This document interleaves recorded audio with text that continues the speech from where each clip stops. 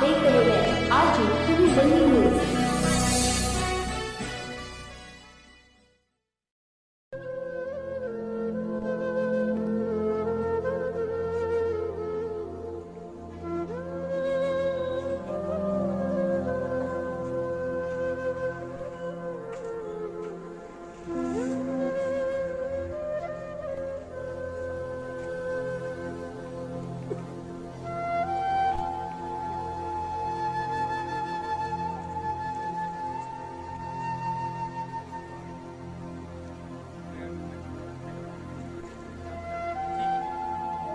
वंदे मातरम। मैं रणजीत गुप्ता और आप देख रहे हैं आरजी टुडे दिल्ली न्यूज। इस समय मैं खड़ा हूं बवाना जेजे स्लम कॉलोनी के अंदर में, और आज स्लम कॉलोनी के अंदर में जो हादसा हुई है वाकई में एक सवाल खड़ा करता है प्रशासन के ऊपर में। आज मैं हमारे बीच में एक बहन है, आज इनका एक बेटा है बड़ा, जिनका तलाक उनकी बहू से चल रहा था, बड़े बेटे का, जिसका नाम है शाहिद, जो कि जिसकी शादी आज से 17 साल पहले भजनपुरा में हुई थी। 2 साल के लगभग अपने ससुराल में रही। उसके बाद पता नहीं किसी छोटी मोटी बात को लेकर के आए दिन मियां बीवी में तू में होतीवार है, तो छोटी मोटी बात होती है, लेकिन इसका ये मतलब नहीं कि आप 17 साल से अपने पीएल में बैठे रहे और पति को नजरअंदाज करते रहे। जब शाहिद अपने वाइफ से ससुराल मिलने जाता तो इसे धमकी देता था। 4 साल से यह केस जो है तलाक का चल रहा है। आज शाहिद जो है अपनी जीवन लीला समाप्त कर ली। 17 साल एक मायने रखता है, 2 दशक के लगभग होता है, और 2 दशक तक अपने पत्नी से कोई अलग रहता है, तो आप सोच सकते, कल्पना कर सकते हैं कि उसके दिल पर क्या बिगाड़ा था मैंने तेरा, जो मेरी हंसती खेलती जिंदगी में आग लगा गई। नहीं था प्यार तो बोल देती, चला जाता तुझसे दूर, नहीं करता तुझे परेशान, सह लेता तेरी जुदाई का दर्द, या फिर मर क्यों नहीं जाता, मगर ये जो गम तूने दिया है ना मुझे। आज उसका लड़का भी 15-16 साल का है, वो भी अपने पिता से अलग है, पिता से मिलने नहीं दिया जाता है। तो सोच लीजिए कि वैसे पिता के ऊपर में क्या क्या भावनाएं और क्या क्या उनके ऊपर में अंदर की जो दर्द होती है वो निकल के आती होगी। खुदा से फरियाद हो जाए, क्यों नहीं मरता हूँ मैं, ये सवाल हो जाए। इस चांद रात पर कुछ कमाल हो जाए, लोग ईद मनाने उठे और मेरा पूरे गली में मातम छाया है। और हमारे बीच देख रहे हैं शाहिद की मम्मी है, उनकी मौसी है, और इस क्षेत्र के लोग भी हैं जो शाहिद से बेहद ही प्यार करते थे। तो आइए मैं जो हकीकत है, जो सच्चाई है, इन्हीं मोहल्ले वाले से और शाहिद की माँ से, उनके परिवार वाले से बात करते कि सच्चाई क्या है, इनका कहना क्या है और ये क्या चाहते हैं। आप शाहिद की अम्मी हैं, माँ हैं, क्या वजह थी कि जिसके कारण शाहिद को यह स्टेप उठाना पड़ा और जीवन लीला समाप्त करनी पड़ी? मेरा शाहिद छुप छुप के रोता था, बच्चे नहीं दिखाती थी, कभी जाता तो बोलती नहीं थी, इसे रखने को खुश नहीं थी। खर्चा दे जा, न तेरे घर में रहूंगी न तेरे साथ रहूंगी, खर्चा दे जा और कहीं जा। वजह क्या थी कि जो शाहिद को छोड़ करके आपकी बहू यानी शाहिद की पत्नी अपने पियर में रह रही है? वो उसके साथ रहता है, जिसके साथ रहती है वो पहले का फ्रेंड है उसका, उसे नहीं छोड़ना चाहती। वो खुद रखता है, वो दुखी नहीं है।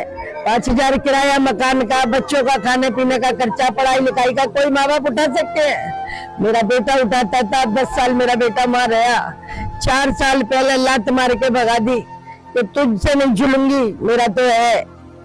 उसके बाद में मेरे बच्चा 1-2 बार बीच में गया, उससे बोली नहीं, रकबत नहीं रखी। यानी आपका बेटा जो शाहिद है वो मतलब अपने ससुराल में घर जमाई बन के रह रहा? नहीं, किराए पे रहता था सर। मतलब कि उसी क्षेत्र में? हाँ जी, उसी क्षेत्र में। अपने भाइयों बुलवा के, तीनों भाई। कितने साल तक रहा? 10 साल से। 10 साल से भजनपुरा में अलग कमरे का किराया लेकर के रह रहा था। अभी उसी कमरे में 14 साल हो गई, 4 साल और हो गई, उसी कमरे में रह रही है। उस मकान मालिक को हकीकत मालूम है, उसके परिवार को हकीकत मालूम है। इरफान नाम का जिसके साथ रहती है, और वो उसके साथ खुश रहती है, मेरे बेटे के साथ खुश नहीं रहती। तो मेरा बेटा क्यों रहेगा फिर? तीनों भाइयों से और इरफान से।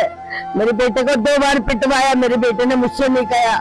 दुख जेल के वो हो गया, मेरे बेटे के दोस्तों ने कहा मुझसे कि शायद इसलिए नहीं जाता ससुराल, 2 बार मारा है क्योंकि वो लखपति घर का था इरफान। इसके साले भी अमीर थे, इसलिए दबदबे में रहता ससुराल में। तो मेरा बेटा 4 साल से नहीं रह रहा। 4 साल से पैर फ्रैक्चर हुआ, 1.5 लाख मेरी बेटी ने लगाया। जब बीवी की जरूरत थी लैट्रिन बाथरूम धुलाने की, नहीं आई बीवी। अब ठीक हो गया तो फिर मुझे खर्चा चाहिए, तू नहीं चाहिए, घर नहीं चाहिए, मुझे खर्चा चाहिए। फिर कोर्ट में डाल दिया केस। तो कभी पुलिस वालों से धमकी दिलवा रही है, कभी जज साहब से दिलवा रही है, कभी वकीलों से दिलवा रही है। तो क्या वजह था कि आज शाहिद को इस तरह का स्टेप उठाना पड़ा? क्या रीजन थी? इतने साल से नहीं उठाया, आज क्यों उठाया? पहले धमकी दी थी, परसों धमकी दी थी। किसने धमकी दिया था? पुलिस वालों ने भी दी थी कि भाई मुझे मजबूरी आना पड़ेगा अगर तुम नहीं आओगे तो। हाँ, वारंट भेज दिया था जज साहब ने। अब कैसे भेजा कैसे नहीं भेजा, जज साहब से 2 बार मिल भी आया।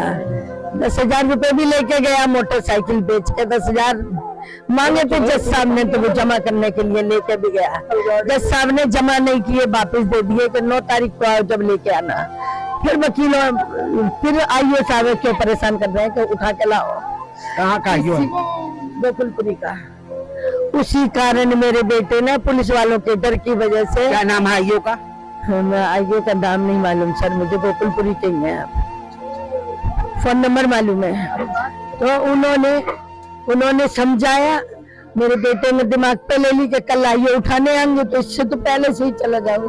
तो मेरे बेटे ने तेजाब पी लिया, अपनी जान से चला गया। तेजाब पीने से तेजाब भी पी लिया, अपनी आत्महत्या कर ली।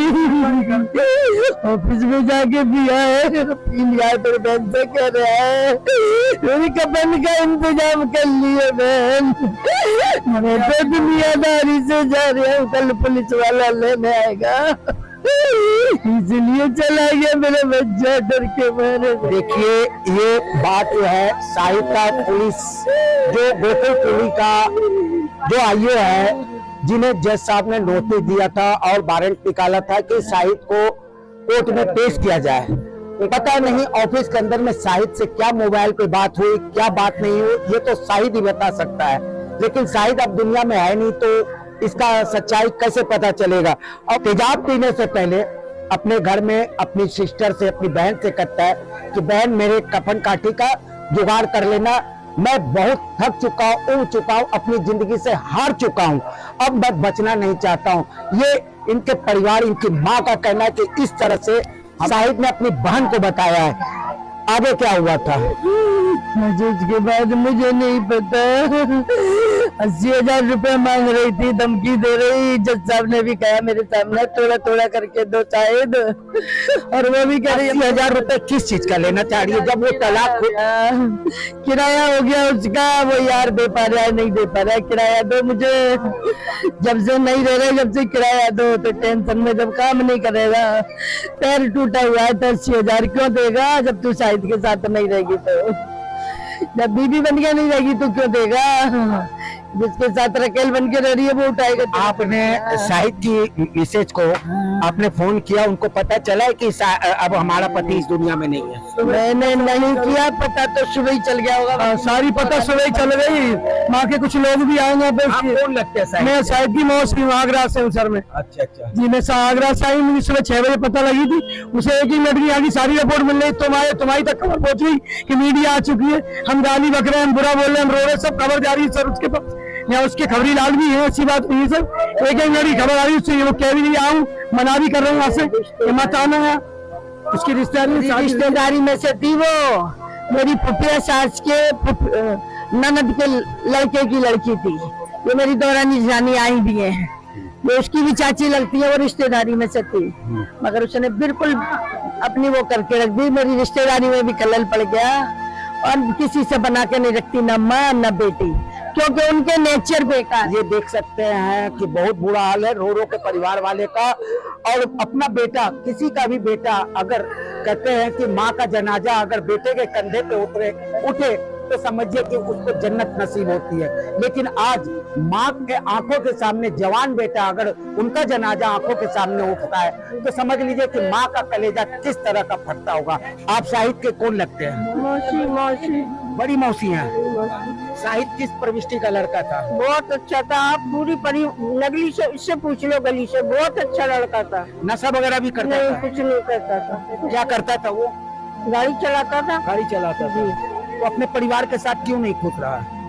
बीवी के साथ खुश नहीं था, परिवार के साथ तो खुशी था। अच्छा, मतलब माँ बहन भाइयों के साथ खुश था लेकिन बीवी के साथ खुश नहीं। सर जब बीवी ने मार के भगा दिया तो फिर क्या खुश रहेगा? मार मार के भगाया तो किस तरह रहेगा वो बताओ? फिर तो माँ से ही लगेगा ना।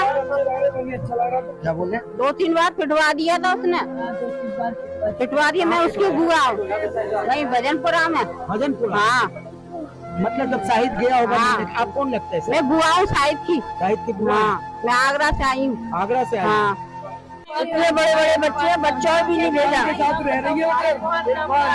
इरफान नाम का लड़का उसके साथ रह रही है कम से कम 10 साल से, और उसके फोटो देख लीजिए आप, वो नई उम्र की लड़की से रही है, ऐसे नाटक करी। आज सुबह भी डांस कर रही थी, सुन के भी कि वो मर गया, तो उसे और खुशी हुई और आजाद हो गई। वीडियो बना के डाल रही है सर। मतलब जो इरफान लड़का उसके साथ बहुत दिन से रह रही है, इससे भी पैसा मांगना चाह रही है, उसकी भी कमाई खा रही है, इसलिए रहना नहीं चाहती सर वो।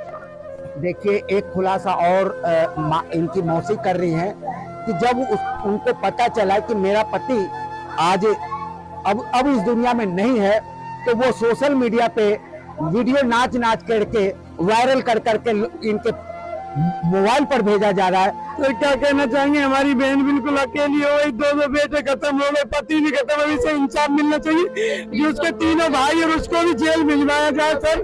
हमें जब ही सबर आएगा। हमारी बहन तो बिल्कुल विधवा बेकार हो गई, ये किसके सारे जिएगी, इसे कौन खिलाएगा सर, इसे कौन देखेगा? हम तो रिश्तेदार आज है कल चले जाएंगे, ये क्या करेगी अकेली, और इसके ऊपर कोई नहीं है सर। जो बेटा था घर का वो भी आज चला गया। कल अच्छी खुशियां मनाना सर, 2 तारीख को जन्मदिन में आप फोटो देख लीजिए किस तरीके से केक काट रहा है, कितना खुश है, और आप देखोगे उसके घर पर मातम बनना है सर। हमें तो उसकी कानों में आवाज गूंज रही है सर।